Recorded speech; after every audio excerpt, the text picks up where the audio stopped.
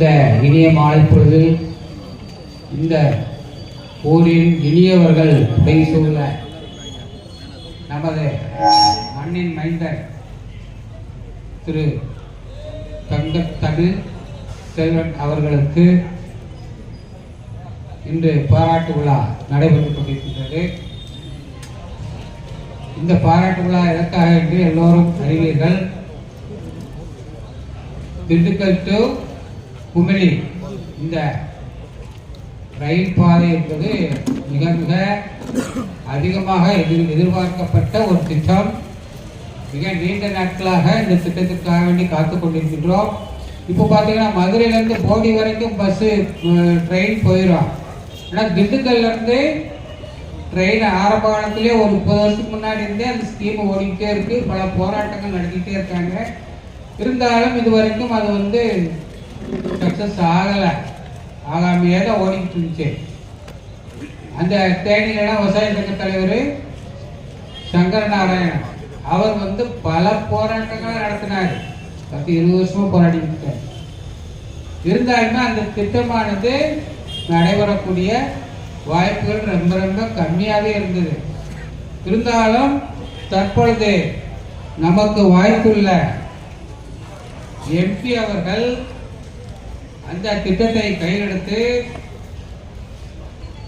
மிக சரியாக அந்த திட்டத்தினுடைய நன்மைகள் எந்த அளவுக்கு நம்ம மக்களுக்கு சேரும், தொழில் ரீதியாகவும் வேலைவாய்ப்பு ரீதியாகவும் மற்ற எல்லா வகையிலுமே போக்குவரத்து ரீதியாகவும் அது எந்த அளவுக்கு பிரயோஜனமான திட்டம் என்பதை அண்ணன் அவர்கள் உத்து பார்க்கிறார்.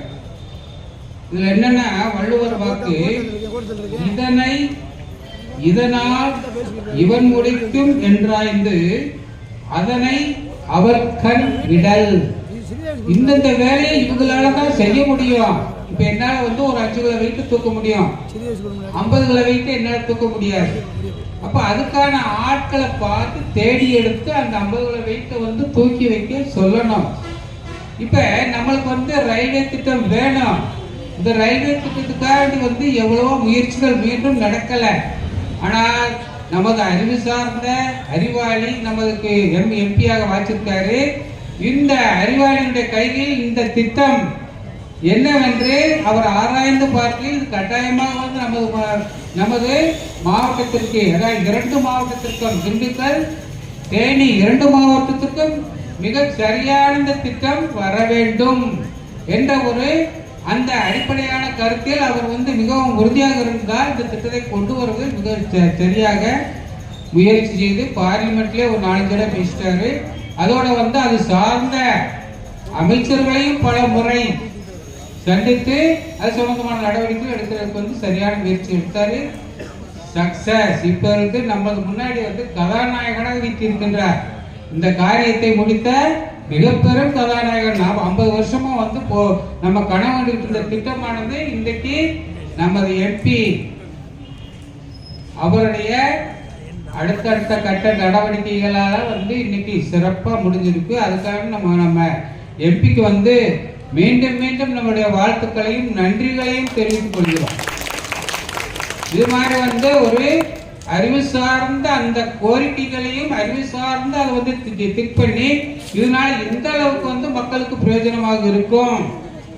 அது 2 டிஸ்ட்ரிக்ட் அடுத்து குமளிக்கு சேர்த்து இந்த திட்டம் எந்த அளவுக்கு பயனளிக்கின்றதை அவர் ஆராய்ச்சி பண்றாரு. ஆராய்ச்சி பண்ணி அதுக்கேற்ற மாதிரி சீரெடுத்து இது கட்டாயம் நிறைவேற்றி ஆக வேண்டும் என்று நிறைவேற்றியும் காட்டிவிட்டார்.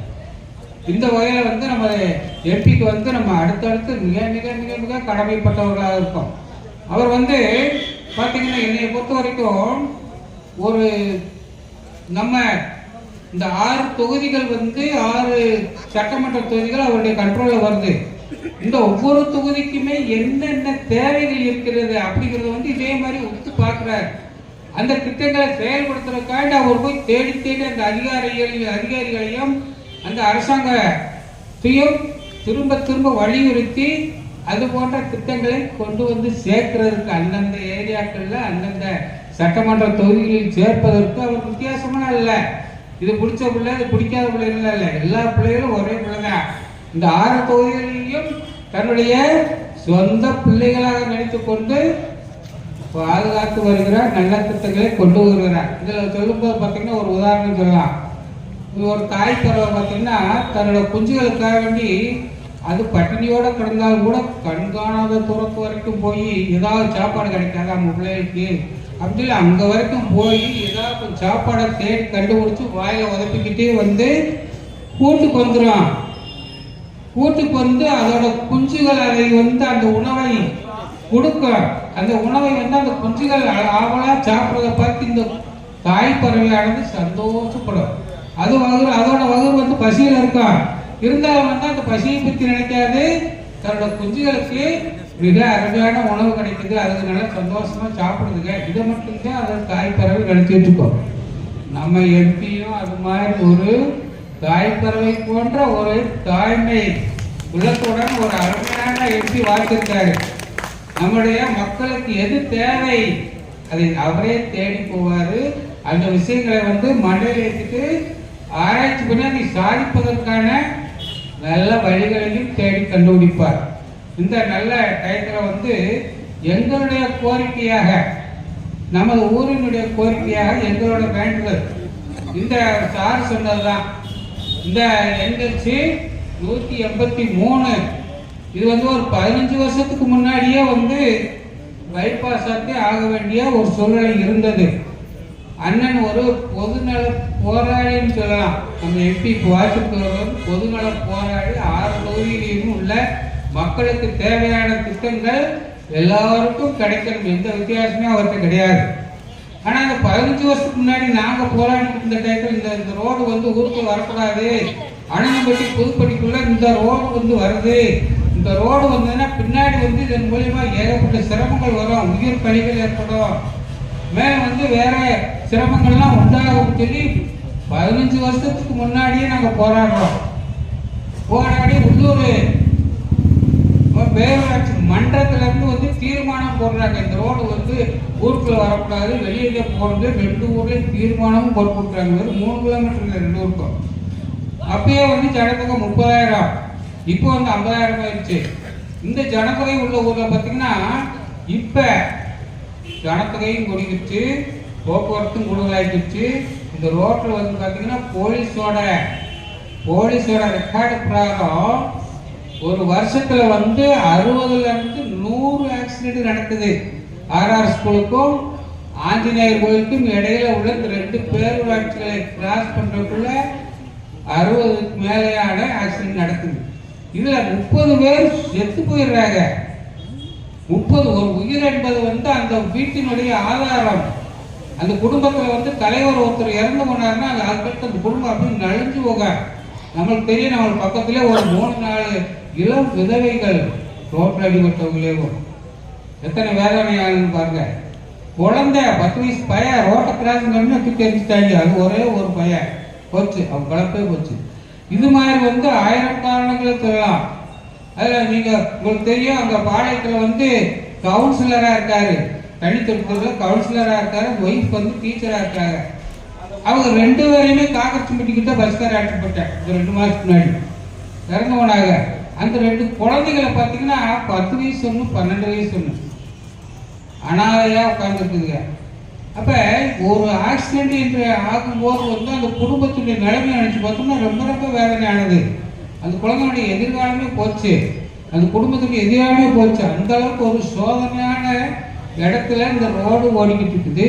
அதுலேயும் பார்த்தோன்னா கேரளாவிலேருந்து மத்திய பிரதேசம், உத்தரப்பிரதேசம் போகக்கூடிய வண்டிகள் வரை இந்த ரோட்டை கிராஸ் பண்ணி தான் போகும், வேற வழியே இல்லை. உத்தரப்பிரதேசம் போகக்கூடிய லாரியுமே இதில் தான் போகிறேன், கண்டெய்னர் மீது எழுதும் போது. அப்போ வந்து பாருங்க, போக்குவரத்து மிக கடுமையாக இருக்குது. ஐயப்பசாமி கோயில் சீசன்லாம் பார்த்தீங்கன்னா இன்னும் 2 மடங்கு 3 மடங்கு கூட பார்க்கணும். அப்போ அதிகமான ஆக்சிடென்ட் நடக்குது. நம்ம வந்து என்ன கேட்டோம், இந்த 15 வருஷத்துக்கு முன்னாடியே இதை வந்து பைபாஸ் கொடுங்கன்னு கேட்டோம். பைபாஸுக்கு ஏற்பட்ட வாய்ப்புகள் மேற்கையும் இருக்குது, கிழக்கையும் இருக்குது. அப்போ சில சுயநலவாதிகள் இது ரோடு வந்து இங்கே வரக்கூடாது, இது வந்து எப்பயும் போல ஊருக்குள்ளேயே போகட்டும், அவங்களுக்கு வந்து கவலை இல்லை, யார் செத்தா அவங்களுக்கு என்ன, ஏன்னா காரில் போகக்கூடியவங்க, அவங்களுக்கு இந்த கவலையெல்லாம் தெரியல. ஆனா இன்னைக்கு வந்து பார்க்கும்போது வந்து ஒவ்வொரு நாள் பொழுதுமே வந்து யார் இன்னைக்கு பழியாவாக அப்படின்னு சொல்லி பயந்துக்கிட்டே நம்ம பிள்ளைகளை வெளியாட்டு போயிட்டு நம்மளும் வெளியே போயிருக்கு. அவ்வளோ ஒரு சோதனைன்னு கட்டுன்னு ஒரு பெருக்கம். அதனால வந்து இந்த ரோடுக்கு வந்து ஊருக்குள்ள செல்லக்கூடிய இந்த NH 183 என்ற இந்த சாலையை வந்து பைபாஸ் பண்ணி வெளியே கொண்டு போகணுன்றதான் எங்களோட தாழ்மையான ஒரு ரெக்வஸ்டா வந்து இந்த நேரத்தில் நலனுக்கு வைக்கிறோம். அது எப்படி அவர்களின் தாழ்மையான கவனத்துக்கும் இதை வந்து எம்பி அவர்கள் அதாவது இந்துக்கள்ல இருந்து ரயில்வேயவே இங்க வரை கொண்டு வந்துட்டாரு, கும்பி வரைக்கும். இதெல்லாம் வந்து அவருக்கு ஒரு பிஸ்கட் சாப்பிட்ற மாதிரி சின்ன விஷயம். இதை வந்து ஈஸியாக முடிக்க முடியும். அதை கட்டாயமாக அதை நடத்தி கொடுக்க வேண்டும் என்று மக்களின் சார்பாக அன்றாடம் துன்பப்பட்டு கொண்டிருக்கின்ற புதுப்பட்டி அனங்கம்பட்டி வாழ் பொதுமக்களின் சார்பாக இந்த ரெக்வஸ்டை வைக்கின்றோம். இதை நடத்தி கொடுப்பார் என்ற நம்பிக்கையுமே நம்மளுக்கு இருக்கின்றது. மேலும் வந்து ஒரு வாழ்த்து மடல் எழுதியிருக்கிறோம். இந்த வாழ்த்து மடலை வந்து சார்ட்ட கொடுத்துறேன். இது கடைசியில் நான் வாசிக்கிற டைம் தான் நான் வாசிக்கிறேன்.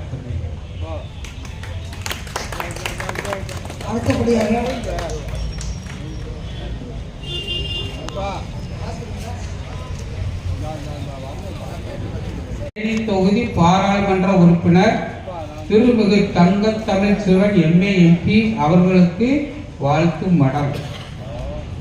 எங்கள் தங்க மகன் தவில் மகன் தங்கத்தமிழ் செல்வனுக்கு பாராட்டு விழா.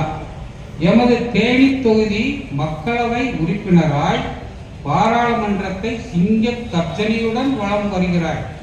உன் பெருமையை ஊரறியும் குன்றில் மேல் இட்ட ஒளி விளக்காய் உன் பெருமை மின்மினி பூச்சிகளாய் நாங்களும் பாட வந்தோம் உம் அருமை. எங்களின் மண்ணின் மைந்தருக்கு பாராட்டு விழா. எங்கள் தங்க மகனுக்கு பாராட்டு விழா. வீரமும் வேகமும் நிறைந்த வீர திருமகனுக்கு பாராட்டு விழா. திண்டுக்கல் குமிழி ரயில் திட்டம் பல வருட கனவு திட்டம். கனவு நனவாக இன்று பறக்குது எமது MPயின் வெற்றி பட்டம். எம் தவத்திலே தங்க தமிழரால் கிடைத்தது வெற்றி. எமது தொகுதிக்கே கிடைத்த மாபெரும் வெற்றி. தேனி மக்களுக்கான போராட்டம் மகத்தான போராட்டம். அண்ணனின் அடுத்த போர்க்களம் சாக்கலூத்து மெட்டி சாலை. கேரளா தமிழகத்தை குறைந்த நேரத்தில் குறுகிய தூரத்தில் இணைக்கும் சாலை. மக்களுக்கு சுயநலமின்றி பொதுநல நோக்குடன் சேவை செய்கிறீர். மேலும் பல நலத்திட்டங்கள் தொகுதிக்கு கிடைக்க முயற்சி செய்கிறீர். இமயமன புகழின் உச்சியில் நமது MP நமது மண்ணின் மைந்தருக்கு இன்று பாராட்டு விழா. இமயத்தை தழுவும் தென்றலென இவ்விழா உமக்கு உற்சாகமூட்டும் என்று நம்புகிறோம். திட்டங்கள் வெற்றி கொள்ள எமது MP அஞ்சா நெஞ்சனாய் முன்னால் படை வீரர்களாய் உறுதியுடன் உங்கள் தம்பிகள் நாங்கள் உம் பின்னால். வருஷ நாடு மலைவாழ் மக்களின் வாழ்வை காக்க களம் கண்டீர். வனத்துறையின் திமிர்த்தனம் அடக்கி மக்கள் நலன் காத்தீர். ஆண்டி வெட்டி போக்குவரத்து நெரிசல் விபத்து உயிரிழப்பு மக்கள் துன்பம் குறைக்க பைபாஸ் அமைக்க ஏற்பாடு. ஆண்டி வெட்டிக்கு பைபாஸ். தமிழகத்தின் படை தளபதிகளில் 40-இல் ஒருவராய் மக்களவையில். தமிழகத்தின் படை தளபதிகள் 40-இல் ஒருவராய் மக்களவையில். அநீதிக்கு எதிராக உன் குரல் டெல்லியில். சாதனை என்பது வெறும் சொல்லல்ல செயல். உன் கடும் முயற்சிக்கு கிடைத்த வெற்றி. வெற்றி திலகத்துடன் உன் நெற்றி. சாதனை என்பது வெறும் சொல்லல்ல செயல். உன் கடும் முயற்சிக்கு கிடைத்த வெற்றி. வெற்றி திலகத்துடன் உன் நெற்றி. தேனி தொகுதி மக்களின் தேவையை சேவையாக நெஞ்சில் ஏற்றினீர்கள். புதுப்பட்டி அனங்கம்பட்டி மக்களின் துன்பம் பேரூராட்சிக்கு உள்ளே செல்லும் NH 183 ரோடு. தினம் தினம் சாலை விபத்துகள் மரண ஓலங்கள்.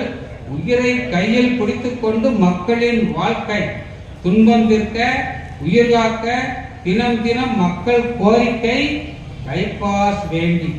எம் மக்களவை தொகுதியின் செல்ல பிள்ளை எங்கள் வீட்டு பிள்ளை, எங்கள் தங்க தமிழ் பிள்ளை.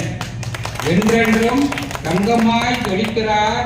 மக்கள் நாயகனாய் தொகுதி முழுவதும் ஞாயிறாய் வலம் வருகிறார். மக்கள் நாயகனாய் தொகுதி முழுவதும் ஞாயிறாய் வலம் வருகிறார். பாவம் சில அறிவிலிகள் உடைவிரித்து உன் ஒளியை குறைக்க வீண் முயற்சி செய்கிறார். பாவம் சில அறிவிலிகள் உடைவிரித்து உன் ஒளி குறைக்க வீண் முயற்சி செய்கிறார். இமயத்தை தழுவும் தென்றலென இவ்விழா உமக்கு உற்சாகமூட்டும் என்று மீண்டும் மீண்டும் நினைக்கின்றோம். பூவுடன் சேர்ந்தால் நாரும் மணக்கும், இது பழமொழி. பூவுடன் சேர்ந்தால் நாரும் மணக்கும். மேன்மை தாங்கிய நமது தொகுதி மக்களவை உறுப்பினருக்கு இன்று பாராட்டு விழா. பூவிற்கு விழா நடத்தியதால் நார்களாகிய நாங்களும் சேர்ந்து மணக்கிறோம். பூவிற்கு விழா நடத்தியதால் நார்களாகிய நாங்களும் மணக்கிறோம் என்ற சந்தோஷத்துடன் வாய்ப்புக்கு நன்றி கூறி விடைபெறுகிறேன். நன்றி.